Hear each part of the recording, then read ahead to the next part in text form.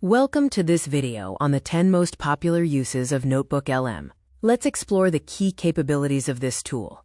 First, NotebookLM serves as an excellent study assistant, helping users summarize notes, create quizzes, generate flashcards, and explain complex topics. Second, it acts as a research assistant, allowing you to easily compare academic papers, conduct literature reviews, and extract key insights. Third, it streamlines YouTube script creation by turning your source materials into organized outlines and full scripts. Fourth, you can use the podcast generation feature to create AI-driven audio discussions directly from your uploaded documents. Fifth, it is highly effective for managing meeting notes, quickly extracting minutes, action items, and key decisions.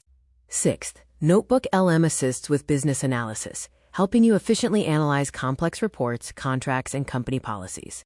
Seventh, you can use it to learn new subjects by transforming your curated sources into a personalized AI tutor. Eighth, use it for book summaries, allowing you to generate concise chapter overviews and engage in interactive question and answer sessions about the text. Ninth, NotebookLM is valuable for legal and policy review, helping you clarify specific clauses and compare different document versions.